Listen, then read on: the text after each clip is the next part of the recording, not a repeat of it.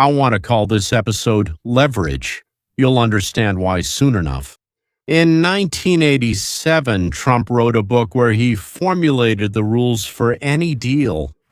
Without leverage, Trump wrote, don't make a deal at all. Today, looking at how he, with one move, revoked the license for Iranian oil, struck Kark Island, and declared that he could take this island for himself. You don't see chaos or an emotional reaction. You see exactly the same scheme he wrote out 40 years ago and which, as I understand, he had used for many years before that. Let's break down, point by point, what's actually happening, and we'll analyze it later. What exactly is happening and why? Let's go through three things.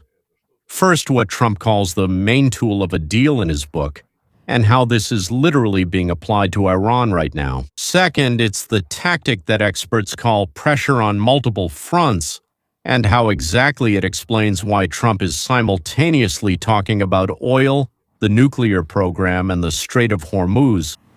And third, why what looks like a breakdown in negotiations might actually be part of the same scenario he used back in the 80s in real estate deals. And I'll say right away, closer to the end of the video, I'll tell you about a specific detail of his approach that will explain why this turnaround happened right now and not a month later. We also call this an about face, right? It's important to understand this. In the book, The Art of the Deal, Trump formulates his main principle. The principle is extremely tough, I would put it that way. Leverage is your main tool, and without it, a deal doesn't happen. By definition, leverage is when you have something the other side desperately wants. So, what does Iran desperately need right now? Take three guesses. Well, I think you got it on the first try. Let me read exactly what's on your mind, right? Iran needs money, right now. Urgently. Economists estimated that a license to sell oil for dollars, which Iran couldn't do for a long time, could bring Tehran a one-time income of about $8 to $9 billion. That's a good amount. And to unfreeze about 67 million barrels of stranded oil that they loaded onto oil tankers. Oil tankers. That's what Iran desperately wants, if we use the term from Trump's book. And that's exactly what Trump controls. What does Trump control? He turned off the license. He turned it off, gave Iran what it needed with the dollar, then revoked it. So after the attacks on shipping, naturally. That is, he took it back not just for fun, but because Iran did something we agreed it wouldn't do. An important detail from the book. Trump writes directly that you shouldn't be afraid to have several options at the same time. If one path doesn't work out, that's okay, you should have a backup. Applied to the current situation, this explains why, along with the license being revoked, there is also military pressure on Kark Island. These are not two separate crises. It's a single lever applied on two fronts at the same time.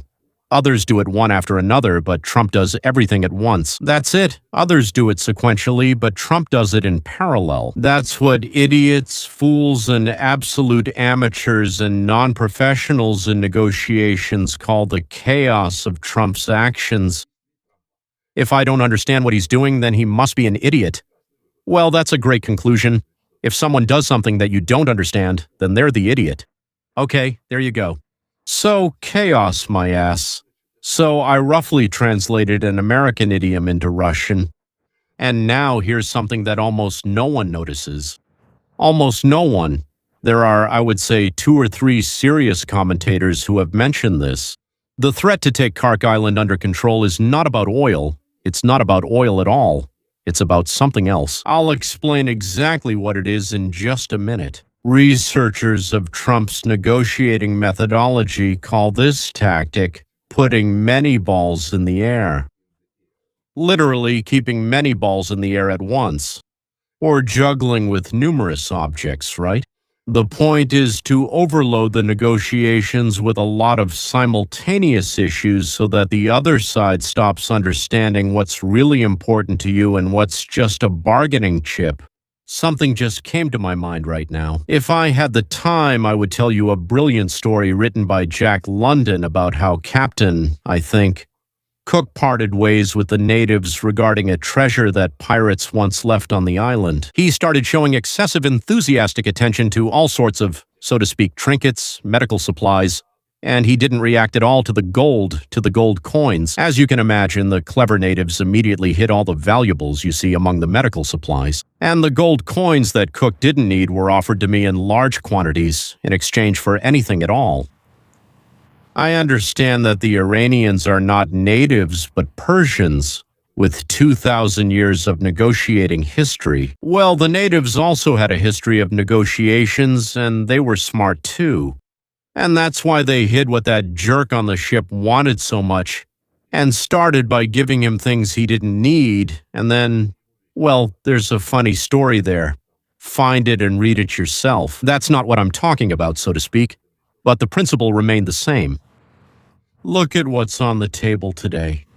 At the same time, on the table there is the oil license, the attack on Kark, the fate of the nuclear program, the issue of the Strait of Hormuz, and a statement about a possible seizure of territory. Do you really believe that we are going to seize territory? If you're an analyst in Tehran and you're trying to figure out exactly what you need to compromise on for de-escalation to happen, you physically can't set priorities because Trump deliberately doesn't give you any clarity. But journalists from the United States and Europe also don't get any clarity, which is why they think he's a jerk. So while you're focused on oil, the conversation suddenly shifts to territory. While you're preparing a response about territory, the topic is once again oil and invasion, or just a cascade of insults. So for diplomacy to happen, someone like Trump would have been considered crazy in the past. Well, he's not a diplomat. He always says, "I'm not a diplomat." He's something completely different. And analysts from Iran, Europe, Russia, Ukraine, the US, and everyone else still can't handle this. They can't understand anything. So, by the way, the hacks who write articles in American newspapers can't understand anything either. I don't see anything wrong with the fact that they can't understand anything. They were fools before and they still are. But let me assure you, from the perspective of someone who has participated in negotiations, not at the level you're talking about, of course, but quite a few, I really wouldn't want to have Trump on the other side of the table because you can't read him. And one of the main skills of a negotiator is to read the opponent. One of the researchers of Trump's style calls this, as he said, a role-based approach. Trump acts simultaneously as an observer who assesses the opponent's weak points and as a disruptor who bets on unpredictability and draws strength from chaos, not in spite of it. And here the question arises. But is there anything in Trump's book about what happens when the leverage stops working, when the opponent decides not to play by these rules? I'll answer in a minute. This directly concerns what's happening with Iran right now. Exactly, to a T. And here's what we need to understand. Those of us who are following this not as some abstract geopolitics, but as a living history unfolding in real time. What looks today like a breakdown of the deal by the same logic could be part of the very same scenario that Trump used back in the 80s. Walk away from the table, create the illusion of a deadlock, and then come back from an even stronger position. Let me explain to you why this isn't just a guess, but a pattern based on what Trump has said, written, and done. Literally in the very next minute. So, when the leverage doesn't work, what should you do? In Trump's book, he writes directly, if a deal isn't coming together, it's wiser to be patient and wait for the next opportunity than to agree when the terms aren't favorable. This fundamentally distinguishes his approach from classical diplomacy, where it is believed that negotiations must be brought to a conclusion at any cost. From my point of view, this sounds idiotic, but 90% of so-called pundits and analysts nod their heads wisely and say, yes, he's doing everything wrong. And before the Wright brothers, people used to say, it's impossible. Flying with an iron or heavy object, something heavier than air, is impossible. Being in the air, they will fall because they are heavier than air. Can't you see that? Here, I take an object, let it go, and it falls. See, it fell, right? Then the Wright brothers came and said, well, not exactly. As for Iran, the breakdown of the deal on July 7 after the attacks on shipping on July 5 and 6 fits exactly into this logic. Trump is not trying to save the deal at any cost, thank God. He simply says, I'm taking the leverage back. He demonstrates that he can do more harm than Iran can imagine, and waits, then follows the same pattern. The next round of negotiations will start from a position where Iran has already lost part of what it had achieved, lost its license, lost part of its fleet, lost some of its oil, got stuck, lost, and it will be forced to negotiate again, but with a weaker hand. They kind of got all of this, right? Achieved all of this, and now they can move forward like boom. And it turns out all of this was taken away from them.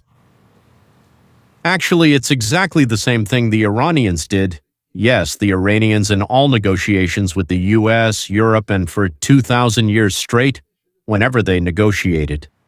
So now they must be furious that their own tactics have been turned against them. This is fundamental. It's different from the classic diplomacy of the Obama and Biden eras. Well, by the way, classic doesn't really fit Obama and Biden, but anyway, I've said it already, just the usual. Ordinary, familiar, where the focus was on gradually building trust. They say, we'll kill you tomorrow. And you say, let's sit down, talk, and build trust. They say, fine, we'll kill you anyway. It's okay, it's okay. Everything will be fine. The main thing is that you trust us. As you and I perfectly understand, trust with people whose goal is to destroy us is not the best tool. Not the best, right? For Trump, trust is not a tool. Whether you trust me or not, it doesn't matter. The real tool is pain asymmetry.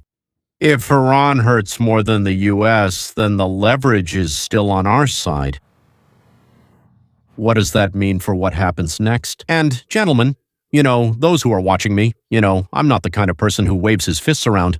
I don't like, so to speak, rushing into war. I believe that a bad peace, as they say, is better than a good war. Well, it depends on what kind of peace, actually. According to the logic of the book, Trump's next step won't be negotiations or an attempt to immediately return to the negotiating table. That would look like weakness. Most likely there will be a pause during which he will let Iran feel the weight of the loss. Both the licenses, part of the export capabilities, and possibly part of the infrastructure at Kark. And only after that, when the cost of continuing the conflict for Tehran becomes very painful but not unbearable, there may be a new offer. Most likely on tougher terms than those in the June memorandum. I assume that the next offer will be tougher. This is exactly the logic that he publicly describes as his own, philosophy, approach, psychology, negotiation style. Don't be afraid to walk away from the table, because the one who is afraid to walk away has already lost the negotiations before they even started. This is what I always told my colleagues, always. When we ought into negotiations, I always told them, we must not be afraid to walk away. Because if we are afraid to walk away, we've already lost from the very beginning, before the score is even set. To sum up, what looks today like a military escalation that breaks the logic of diplomacy is actually a direct application of the principles that Trump publicly outlined 40 years ago in his book about real estate in New York. Leverage. Multiple lines of pressure, willingness to walk away from the table. This is not a new tactic invented for Iran in 1926. It's the same approach as in the deals of the 1950s. I'm sure it goes back even further. Yes. It's just that now it's not a hotel at stake, but a country. No matter how tough the situation looks right now, if this logic is correct, then the stronger the pressure today, the closer the moment when both sides will eventually return to the table. just on terms much more favorable to Iran than to Washington. Because, guys, until June 15, we were ready to play games with you. But at the moment you decided to ruin our elections and trip us up, everything will be different. Everything will be different from just a month ago. Well, now you, the viewers, are probably asking, what about the elections? And I think that the price of gasoline, which, yes, will remain high, will force Trump to take it into account to quadruple it. Cases against the Democratic Party. And if Nixon was an outcast, then to create 10, 20, 50 Nixons with situations 100 times worse than what happened during Watergate, because all this material exists. And oy vey, be afraid, Hillary, be afraid, Obama, and all the other Comeys with Brennan, be afraid too. And Fauci, of course. That's all. Goodbye.